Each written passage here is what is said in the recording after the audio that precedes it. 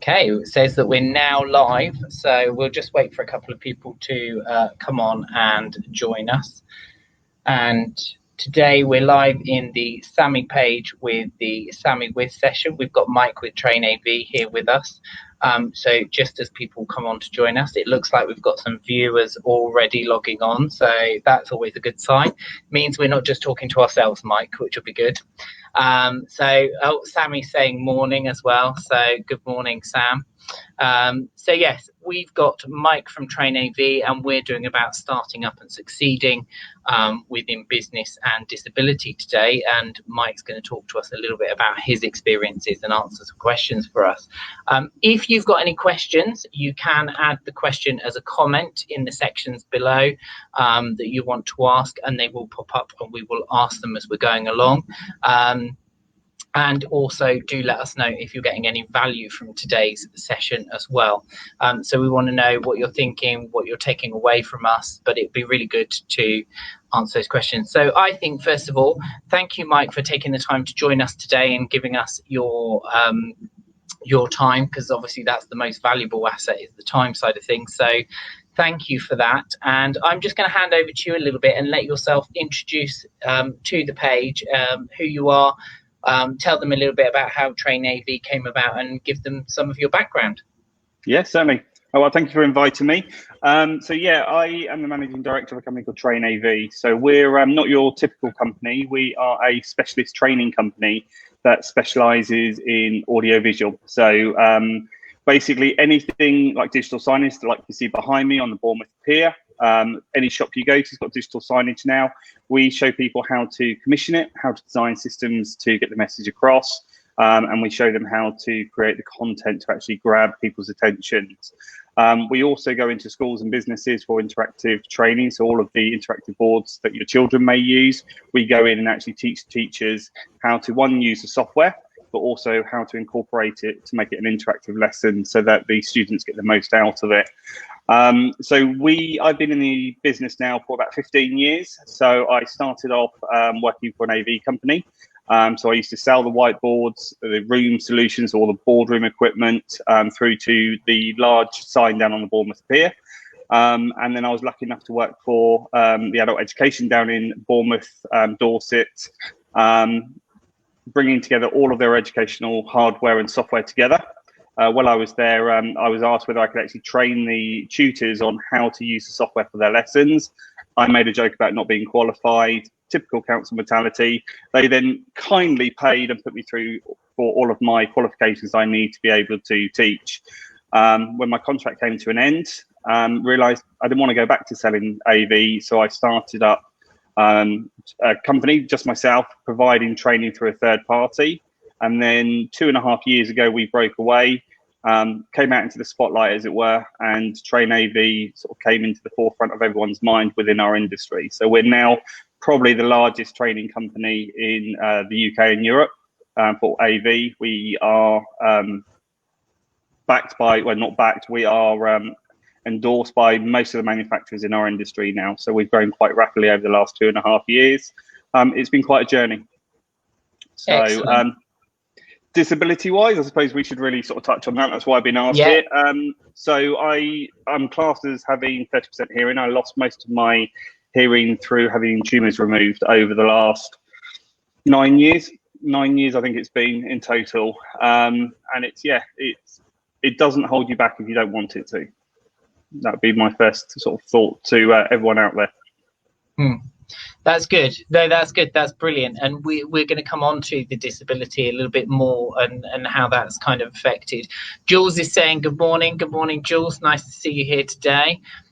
So I think let's get into it. And I think the first question, really, you've kind of given everyone a background to Train AV. But when you were setting up Train AV, what do you feel was the main barriers you faced with starting and having a disability?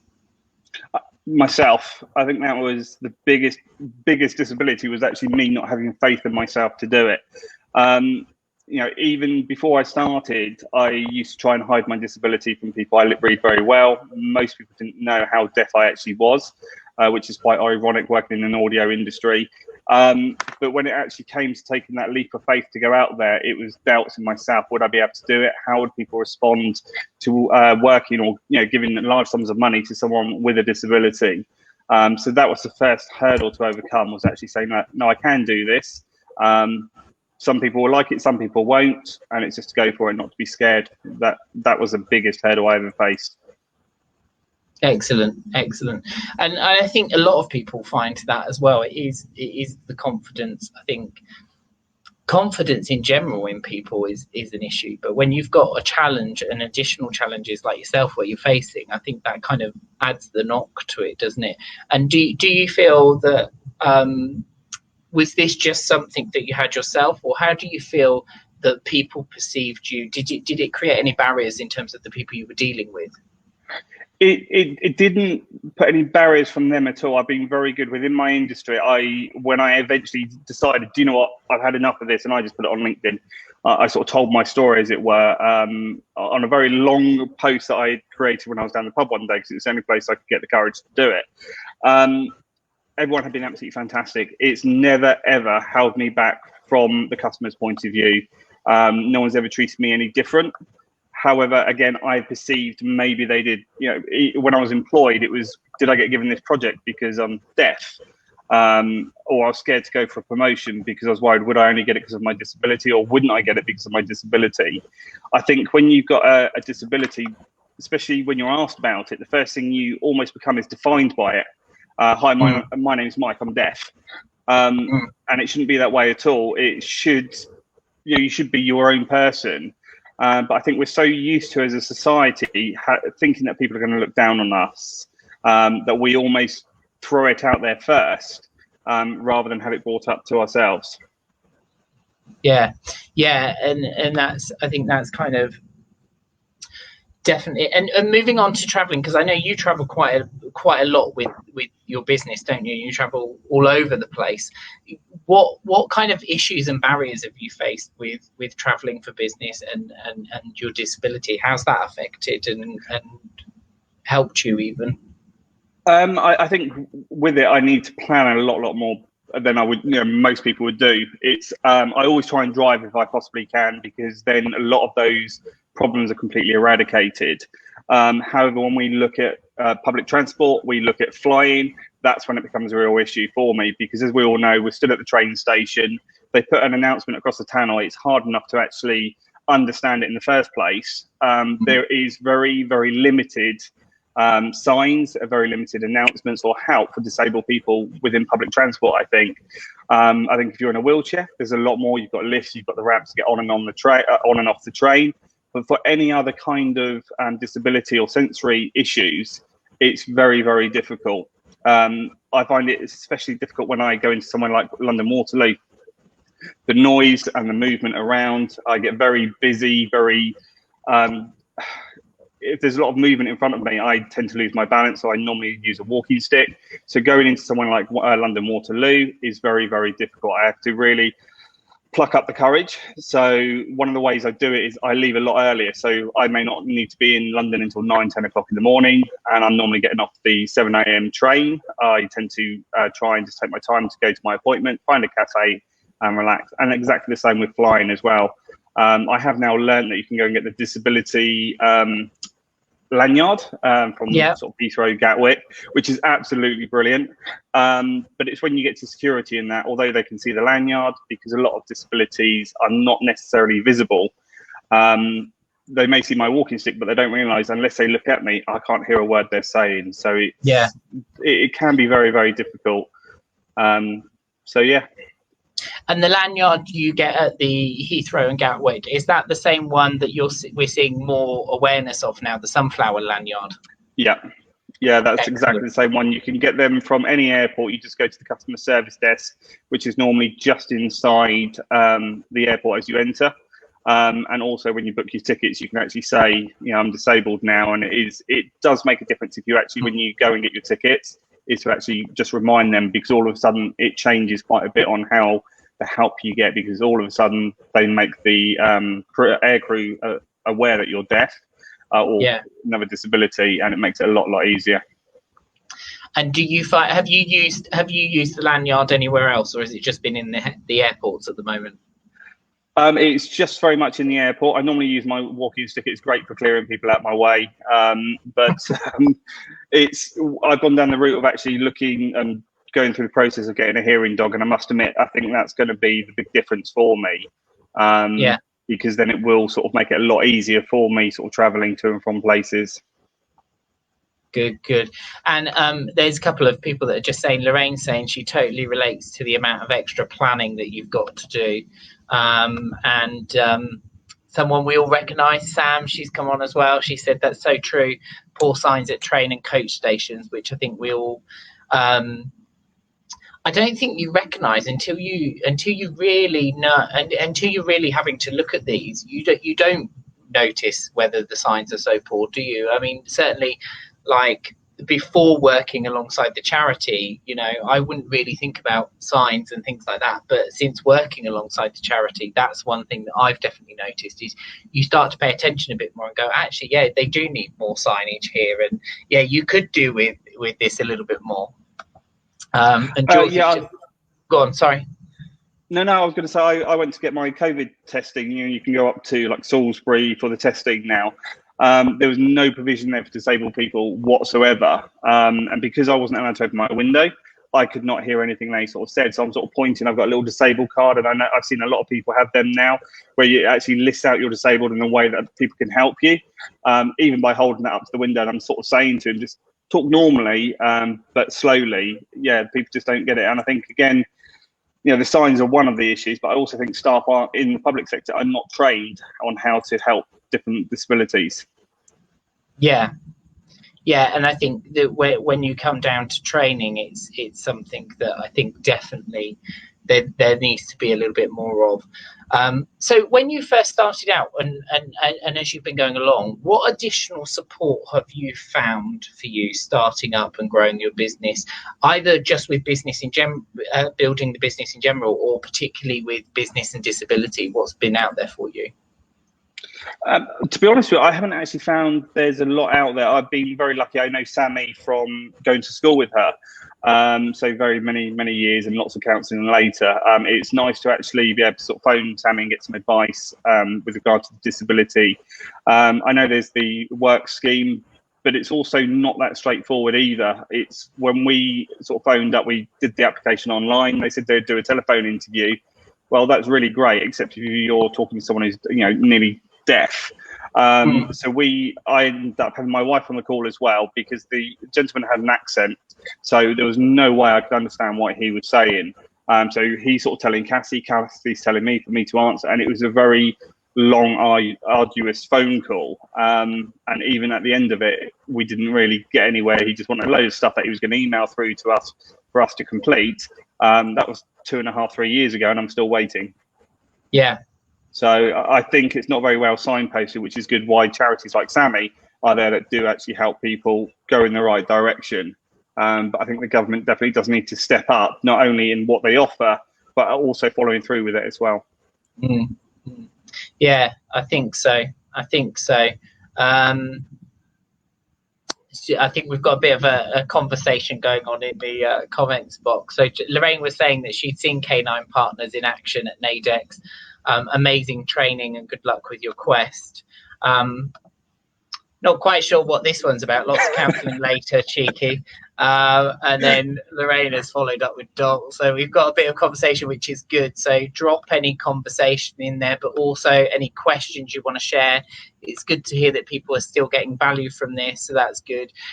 In terms of top tips, where you've come from now, what if you were talking to someone else who's just starting out or who's going down this line of working for themselves and is facing disability, what would be your top three tips for anyone who's considering starting out on their own? I think the tips, as it were, would be whether they're disabled or not disabled. The only difference I see with disabled people is they may just have to adapt how they go about something. But the first tip I'd give is your business plan is literally your most important document that your company can have.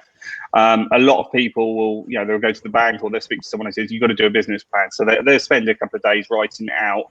They show it and then it goes in a drawer and never gets looked at again. That's not the point of a business plan. A business plan should be completely evolving. It could be daily, weekly, monthly.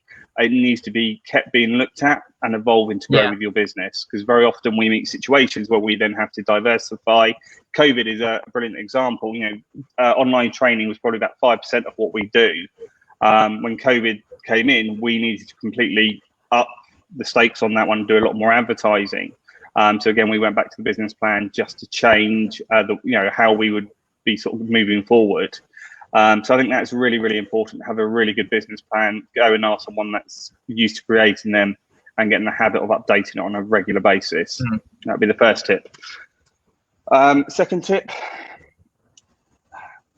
you're going to get knocked down, I think. Again, it works for anyone, whether you're disabled or not.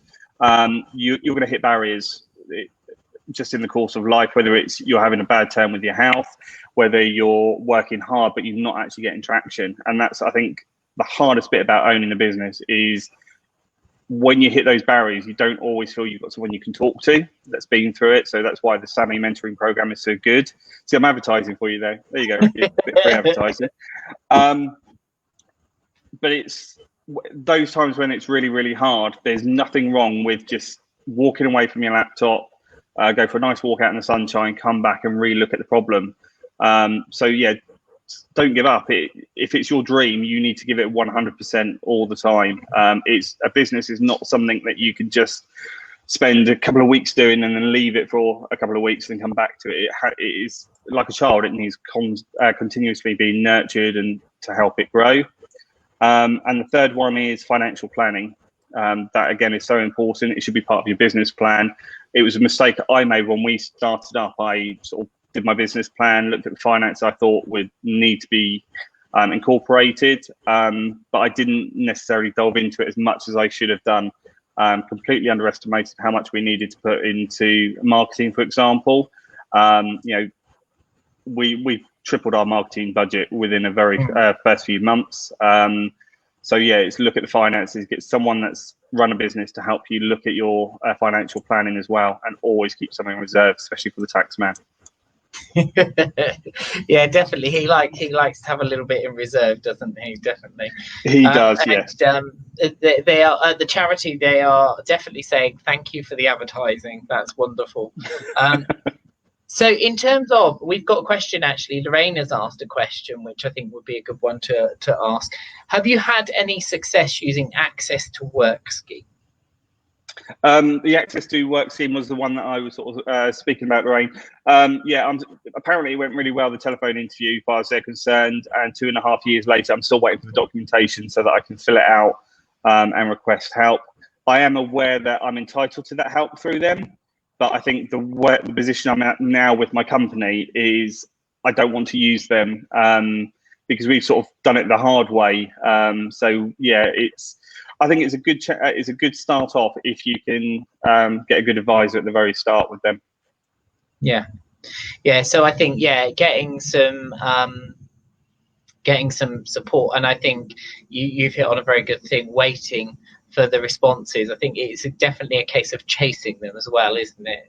But yeah, Lorraine said thank you for highlighting the finance stuff as well, and Samee is saying that anyone can call us and chat about business plans anytime. So we're happy to look at those for people. So I think, knowing what you know now from your journey, if you were to travel back to the you that was starting out with this idea and at the very first start, what advice would you give yourself?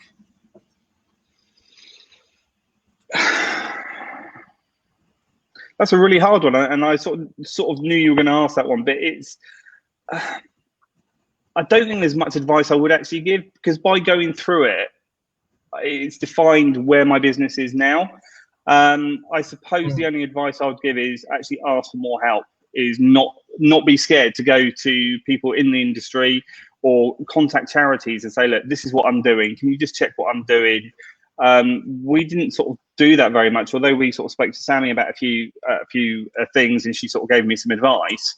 I didn't really want to let on to people, especially because it's a family business. It was almost like I felt I couldn't speak up, especially to my wife, who's also a director, and sort of say, look, actually, I don't know what the hell I'm doing right now.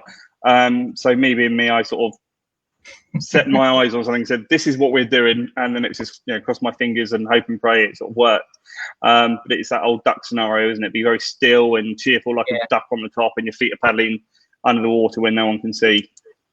Yeah, and I think that generally is a thing in business and self-employment, isn't it? That you can plan as much as you like, but and it is good to plan, but until you're actually doing it, you're not going to know what you're going to come across, and you are going to hit those humps in the road, you are going to hit those bumps in the road, but actually the best way to learn is actually to go through it, I think. Wouldn't you agree? Definitely. Richard Branson's got that great saying, hasn't he, which he advertises a lot, which is if you're asked whether you can do something, say yes and worry about it later. To a large degree, I sort of do agree with that. But as a company, we also turn away business if we do not feel that we can do it to what our customers' expectations are. Literally had it this week where we turned away a reasonable sized contract because I wasn't confident that when we left the premises, it would be what our reputation in the industry is about. And as it happened, the customer was more than happy I say no, because we directed him to the manufacturer, made the introductions, and then all of a sudden we're having a different conversation about what else we can do for that company, which was quite nice. That's good. I think, well, that's come to the end of most of the questions at the moment, and I've put the sign up there a couple of times and said to people, if you've got any other questions while you're joining us, while you're watching in, please feel free to add them into the comments, and we will leave the email addresses so they can send us through. If there's anything afterwards that people think of, they can drop them through to us, and then if we think they need answering, I'll drop them through to you, Mike, and get a response. Yeah, that'd be great. So that would be good. Any final thoughts in terms of self-employment, disability, business, anything that you would like to add that you think would offer value, or just want to give an insight, or anything at all? I think being disabled and being self-employed is a really, really positive thing. Very often we're not sure whether with our disabilities whether we could actually commit to a company, taking a full-time job. I know in the past I've struggled to do the hours that was expected of me. I may be contracted for 38 hours a week. In reality, I was doing 70, 80. Whereas when it's my own business, you do have a little bit more flexible.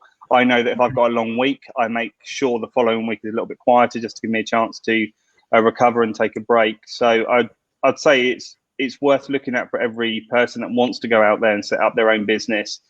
Just make sure you learn the competition, make sure you know your marketplace. And again, it's going back to that business plan. Make sure you know what direction you're going in and stick to that direction. I see so many businesses that don't actually know what they're about. They start off on one thing. Next thing I hear is they're doing something completely unrelated to their industry or their services they first started offering. It's good to add services, but not to go in a completely different direction. You can't be a master of more than multiple skills.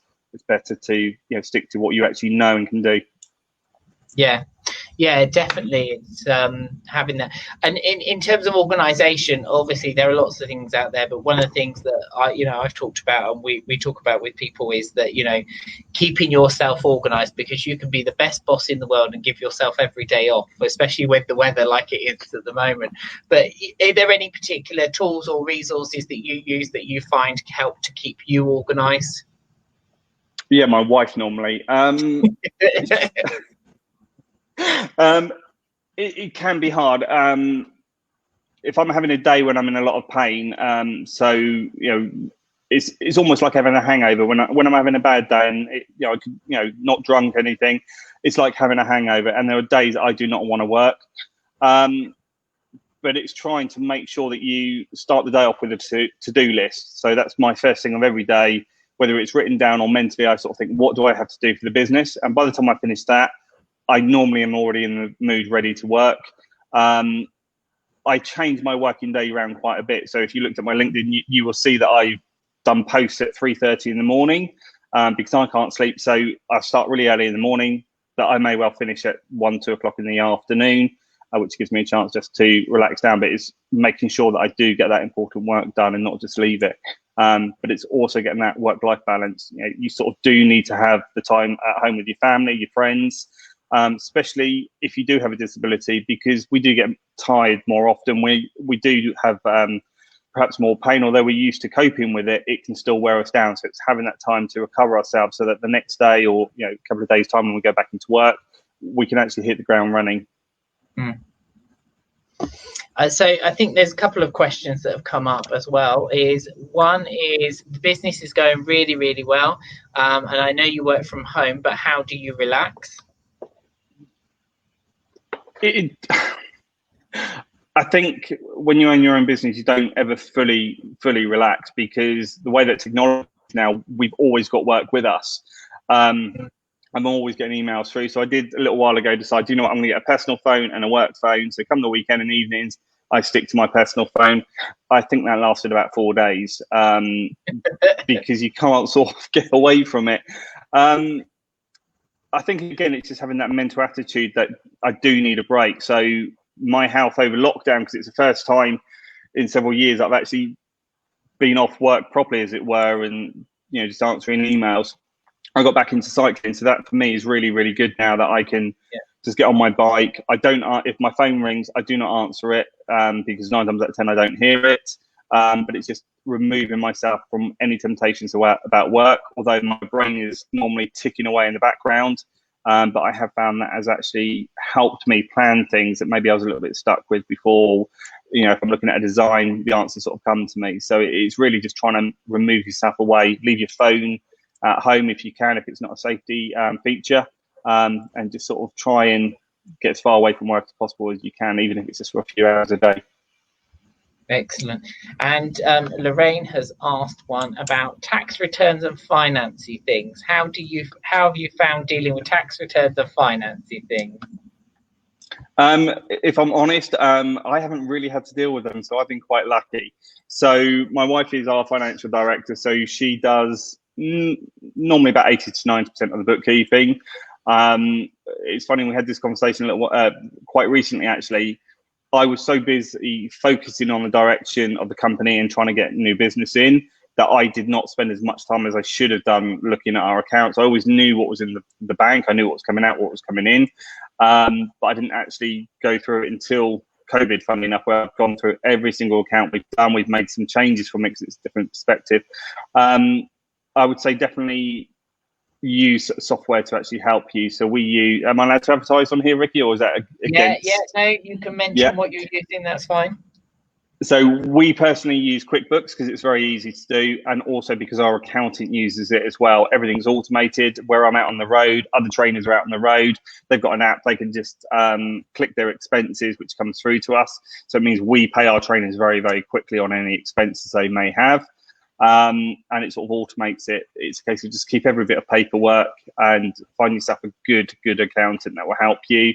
So because I know I listened to your podcast last week, and I know that you sort of changed direction with your company status, didn't you, Lorraine? So by having a good accountant, they can actually help you at the very start with that. And most accountants will actually give you half an hour to an hour's advice beforehand. So I know you guys recommend a couple of good accountants. And again, if people need to know who ours is, feel free to contact you, and we'll happily pass the details over. Yeah, brilliant. And no, you're right. I mean, I use the QuickBook app as well, because I find that's nice and easy and automated for me, and especially as you can do it while you're there and then. And obviously I'll just put the disclaimer in so we don't get into trouble that there are other software and other applications and everything else out there. So I've covered myself with that. Yeah, and I wasn't paid for this advert either. It was she's just said Lorraine's just said, actually, it's nice to hear someone vocalizing about handling the pain, because it's not spoken about very often, which is good. And also she is going to rename Mike as the finance director, but her Mike, not you. So that's good. So brilliant. I think that's covered everything, and that's been absolutely fantastic. So like we said, if anyone has got anything else they want to ask Mike, want to find out a little bit more, obviously you've got the website, haven't you, which is, Mike? www.trainav.co.uk. Brilliant. So we've got that, and we can forward that to people. If people have got anything they want to send directly, they can send it to sam@samee.co.uk or the wiseproject.education email address as well. And we can pass that information on and then get anything answered to Mike that we need to get answered. But I think that's covered everything. I think everyone's got great value from that. And Mike, thank you ever so much for giving up your time. I know that even in lockdown, you're quite busy, and especially with the little one, you've been busy. So thank you for sharing your time today and, My pleasure. and joining us on Samee Wiz Session. It's been good to interview you. Thank you ever so much. Thanks, Ricky. Take care, guys. Good luck.